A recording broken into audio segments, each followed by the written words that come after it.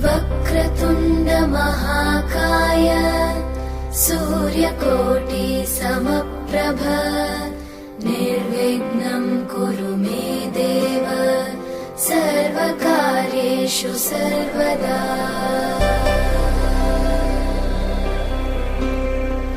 वक्रतुण्ड महाकाय। हंसो तो मुस्कुराती है जिंदगी, रोने से आंसू बहाती है जिंदगी, स्नेह दो तो संवर जाती है जिंदगी, हाथ बढ़ाओ तो पास आती है जिंदगी, जिस नजर से देखो तो नजर आती है जिंदगी, नजरिया बदल दो तो बदल जाती है जिंदगी। नमस्कार, दिनेश कुमार माली, कक्षा 10वीं, विषय गणित। अध्याय जो हम कर रहे हैं बहुपद, जिसमें हमने बहुपद में द्विघात बहुपद के शून्यक, मूल या हल ज्ञात करना सीखा है। उसके बाद हमने द्विघात बहुपद या बहुपद के एल्गोरिथम विभाजन द्वारा भाग सक्रिय सीखी। आज का जो हमारा टॉपिक है वह है बहुपद के शून्यक ज्ञात करना। किस तरह से बहुपद के शून्यक ज्ञात कर सकते हैं उसके बारे में टॉपिक है। तो हम एक प्रश्न को हल करेंगे। यहाँ एक बहुपद दिया हुआ है, उसके अन्य सभी शून्यक ज्ञात कीजिए यदि उसके दो शून्यक दिए हुए हैं, वर्गमूल 2 और माइनस का वर्गमूल 2, तो अन्य बाकी सभी शून्यक ज्ञात कीजिए। शून्यक क्या होता है इसके बारे में बहुत कुछ जानकारी आपने 9th क्लास में ले चुके हैं, फिर भी हम एक थोड़ा सा दोहरान करते हैं। बहुपद का शून्यक वह मान, चर राशि x का वह मान जिससे बहुपद का हल शून्य हो जाए, 0 हो जाए। x की वैल्यू यहाँ पर जैसे दिया हुआ है वर्गमूल 2, अगर मैं यहाँ रखूंगा x के स्थान पर इसका आंसर 0 हो जाएगा, या माइनस वर्गमूल 2 रखने पर इसकी वैल्यू 0 बन जाएगी। ऐसे ऐसे और कौन कौन से x के मान हैं जिससे ये शून्य हो जाए, वो उसके शून्यक हैं। कितने शून्यक हो सकते हैं हमको कैसे ध्यान आएगा? तो आप बहुपद के अंदर सबसे बड़ी घात देखेंगे तो बहुपद की घात है 4। तो बहुपद की घात 4 है, अर्थात इसके 4 शून्यक होने वाले हैं, जिसमें से हमको 2 दे चुका है, वर्गमूल 2 और माइनस का वर्गमूल 2, तो हमको 2 और शून्यक पता करने हैं। ठीक है, तो किस तरह से शून्यक ज्ञात करते हैं, आइए कुछ एग्जाम्पल द्वारा हम समझते हैं। जैसे मैंने यहां पर लिखा है x + 4 = 0। इसका मतलब क्या कि x + 4 का मान 0 कब होगा? अगर मैं इसको बहुपद के रूप में लिख दूं fx = x + 4, तो x का मान क्या रखोगे 0 हो जाए। तो यहां से देखिए आप पक्षांतरण किया -4, इसका आंसर 0 कब हो सकता है कि -4। तो x -4 रखने पर यहां पर इसका आंसर 0 हो रहा है, तो इसका शून्यक बोला जाए -4। ये क्या है? रेखिक समीकरण है। x की घात 1 है तो इसकी एक ही वैल्यू है, शून्यक एक ही होगा, इसके अलावा कोई शून्यक नहीं होने वाला है। आइए और हम देखते हैं किस तरह से। एक हमारे सामने प्रश्न है इस तरह से, x² - 2x - 8। हमने बहुत अच्छी तरह से इसको पढ़ चुके हैं, द्विघात बहुपद है। इसको हल करने की 3 विधि है, गुणनखंड, श्रीधराचार्य और पूर्ण वर्ग बनाने की विधि, जिससे हम x की वैल्यू हम निकालेंगे। तो अगर हम इसके गुणनखंड बनाएं तो गुणनखंड इस तरह से प्राप्त होंगे, x + 2 और x - 4। ये जो 2 गुणनखंड बने हैं, इससे पहला गुणनखंड x + 2, तो x बराबर अगर -2 रखा जाए तो इसकी वैल्यू 0 बन जाएगी। दूसरे गुणनखंड से वह x = 4 रखा जाए तो इसकी वैल्यू 0 बन जाएगी। ठीक है, तो ये गुणनखंड विधि से हम देख रहे हैं। भाग विधि से देखा जाए, भाग करने पर जब भी कोई गुणनखंड होगा उसमें उसका भाग पूर्णतः जाएगा, शेषफल 0 होगा। ठीक है ना। यदि मैं x + 2 का इसमें भाग दे दूं, x² - 2x - 8 बटा x + 2, तो इसमें इसका भाग देने पर भागफल आएगा x - 4। भाग हमने सीखा है कोई भाग, शेषफल आएगा 0। यदि कोई बहुपद का गुणनखंड है तो उसका भाग देने पर शेषफल 0 आना अनिवार्य है। ये हमने और पढ़ा भाग संक्रिया में। जांच कीजिए क्या ये गुणनखंड है या नहीं। तो हमने ये बोला था कि भाग देने पर शेषफल 0 आएगा तो वह उस बहुपद का गुणनखंड कहलाएगा। तो ये हमने अभी बात की। तो भाग देने पर शेषफल 0 आ गया तो पहला गुणनखंड जो हमने भाजक में बोला है वह, दूसरा गुणनखंड जो यहाँ भागफल में आया है तो x बराबर -2, x बराबर 4, ये इसके गुणनखंड के द्वारा हम शून्य बोल सकते हैं। ठीक है। इसी तरह से जैसे जैसे x की घात बढ़ती जाएगी वैसे वैसे उसके शून्य बढ़ते जाएंगे। x की घात 3 हम कोई लेकर हम उदाहरण लेते हैं तो इसके अब 3 हम शून्य बोलेंगे। x बराबर 0, x बराबर 1, x बराबर -1। यदि हमको एक शून्य प्राप्त है कि x बराबर 1, तो x बराबर 1 का मतलब x बराबर 1 इसका शून्य है, अर्थात x -1 इसका गुणनखंड है। यहाँ जो बहुपद दिया हुआ है x -1 इसका गुणनखंड है, तो x -1 का इसके अंदर भाग देने पर जो शेषफल आएगा वो इस तरह से प्राप्त होगा, x² - x। ठीक है। फिर हम x² - x इसका x² + x इसका शेषफल होगा, इसको इसे बराबर 0 बोलकर दो वैल्यू और बोल देंगे गुणनखंड की। तो x कॉमन लेंगे, x + 1 हो जाएगा बराबर 0, तो x बराबर 0 और x बराबर -1, ये इसके और गुणनखंड बन जाएंगे। तो इस तरह से हम भाग देकर जो अन्य शून्यक हैं वो हम ज्ञात कर सकते हैं, या फिर गुणनखंड करके भी हम उसके शून्यक प्राप्त कर सकते हैं। तो गुणनखंड इसके 3 गुणनखंड बन सकते हैं। x³ - x = 0, तो x कॉमन लिया, x² - 1 = 0, x -1 और x + 1 बराबर 0। ये हमको प्रश्न में दे चुका था। तो x और x + 1 से आप दो शून्यक बोल सकते हैं। परंतु कुछ प्रश्नों में ऐसे बहुपद बनते हैं जिसका गुणनखंड करना आसान नहीं होता।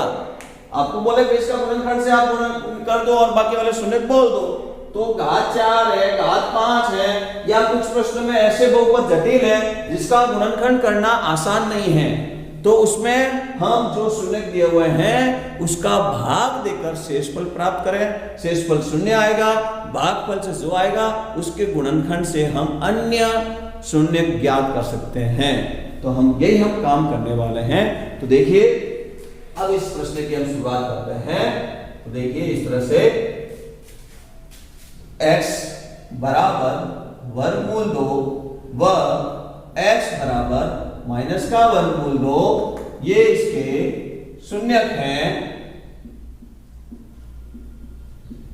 ठीक है। अतः x √2 इधर आया, -√2 हो गया, व -√2 है इधर आया, +√2 हो गया। बहुपद के गुणनखंड होंगे। ठीक है। अगर ये दोनों गुणनखंड है तो इनका गुणनफल भी बहुपद का गुणनफल, अर्थात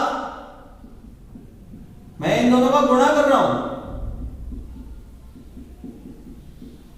ठीक है। ये भी बहुपद का गुणनखंड है, बहुपद के गुणनखंड है। इसका गुणनफल देखिए a + b, a - b का नियम, a² - b², तो a² है ना x², वर्गमूल 2 का स्क्वायर याद करो 2, बहुपद का गुणनखंड है, बहुपद का गुणनखंड है। अतः एल्गोरिथम्स यूक्लिड प्रमेय का, जिसको हम भाग संक्रिया से बोल सकते हैं, भाग विधि से, तो भाग देने वाले हैं हम x² - 2 का इस बहुपद में भाग देंगे। ठीक है। तो आइए हम भाग देना शुरू करते हैं। x² - 2 का इस बहुपद में भाग देना शुरू करेंगे। ये लिखा मैंने x² - 2 और ये जो बहुपद था 2x की घात 4 माइनस 3x की घात 3, दूसरा पद माइनस 3x स्क्वायर प्लस का 6x और माइनस का 2। हम इसका क्या करने वाले हैं? भाग देने वाले हैं। भाग देने वाला है तो बहुपद में हमने कुछ बात बोली थी, वो ध्यान रखना कि जो भी हम भाज्य में लिखने वाले हैं वो एक क्रम घात में, अवरोही घात में, सबसे पहले बड़ी घात, फिर छोटी घात, फिर छोटी घात, फिर अंत में स्वतंत्र पद। ऐसे कैसे भाजक के अंदर भी आप ध्यान रखना है, घात अवरोही क्रम में होनी चाहिए।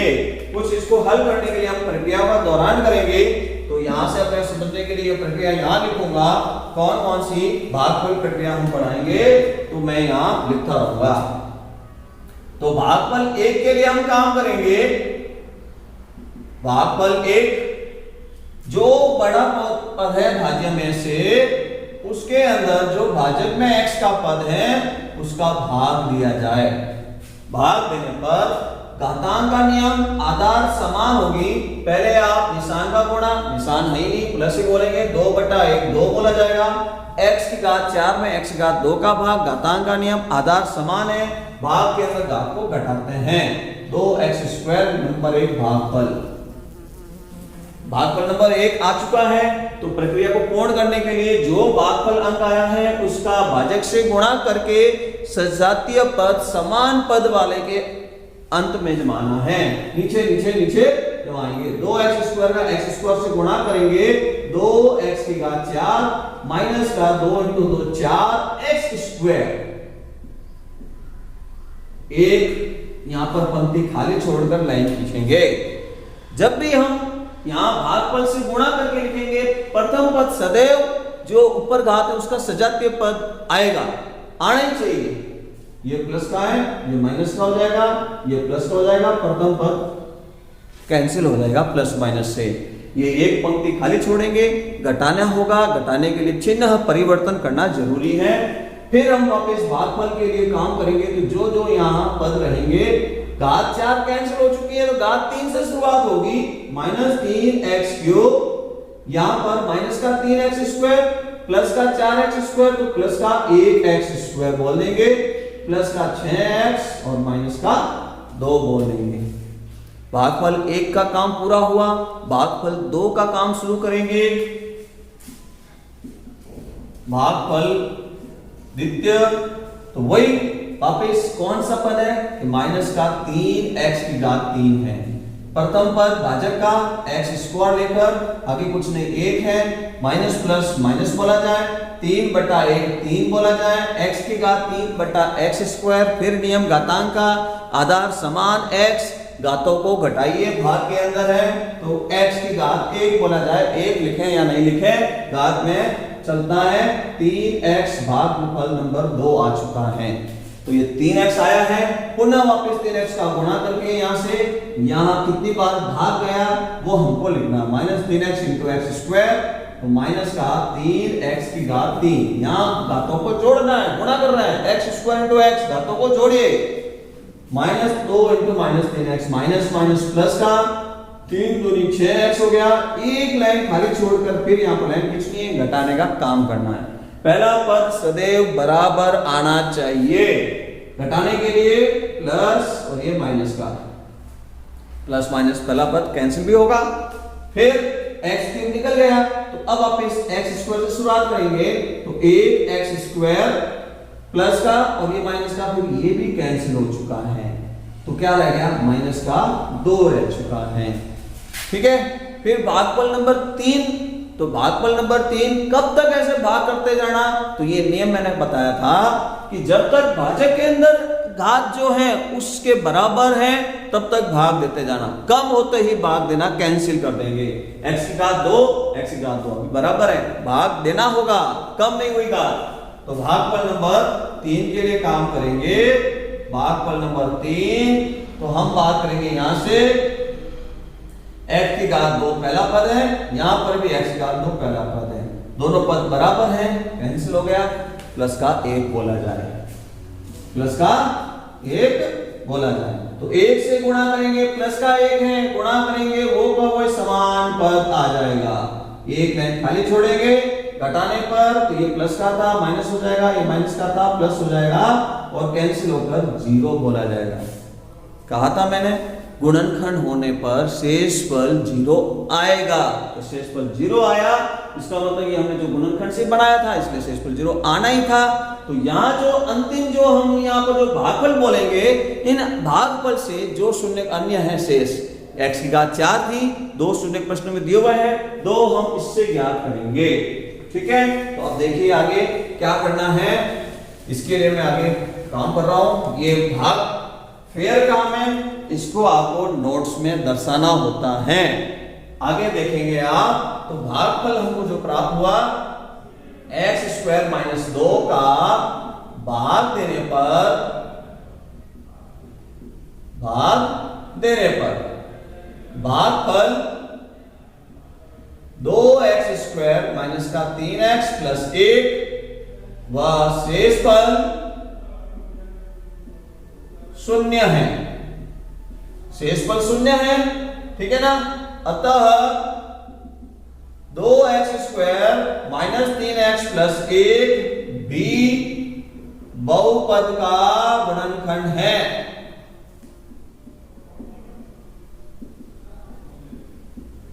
ठीक है, जो ऊपर लिखा हुआ है वो भी इसका ही गुणनखंड होगा, तो गुणनखंड से हम इसके शून्य निकालेंगे, तो 2x², अतः 2x² - 3x + 1 = 0। गुणनखंड विधि से हम प्रयोग में ले रहे हैं, गुणनखंड विधि द्विघात बहुपद है, घात 2 आंसर के लिए काम करेंगे, गुणा करने पर चाहिए 2 प्लस का 2, जोड़ने पर चाहिए माइनस का 3, तो माइनस का 2 एकम 2 और 2 × 1। ठीक है, समूहन विधि से आप कॉमन निकालिए, 2x कॉमन आया, भाग देंगे x, भाग देंगे माइनस का 1। यहां कोई कॉमन नहीं है, आगे माइनस है, माइनस लिख रहा हूं, कोई कॉमन नहीं, 1 बोला जाए, -x में -1 का भाग दिया x, प्लस माइनस में -1 बराबर 0।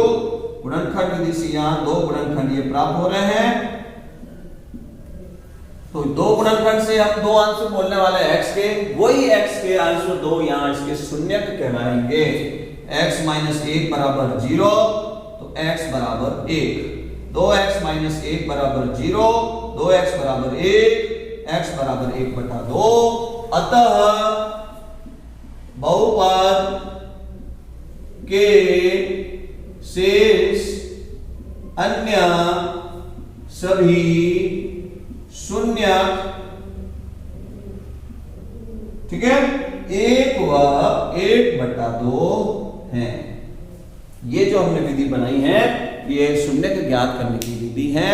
जब हमारे पास में कुछ बहुपद दिया हुआ है, उसके 1-2 शून्य दिए हुए हैं, बाकी शून्य ज्ञात करने हैं, तो गुणनखंड से ज्ञात कर सकते हैं। जब गुणनखंड निकालना कठिन हो जाता है, तो उसके लिए जो शून्य दिए हुए हैं उससे उसका गुणनखंड बनाकर भाग देने पर जो भागफल आएगा, शेषफल 0 आएगा, भागफल जो आएगा उसके गुणनखंड से हम शून्य का ज्ञात कर सकते हैं। समझ कर लिखिए और अभ्यास कीजिए। धन्यवाद।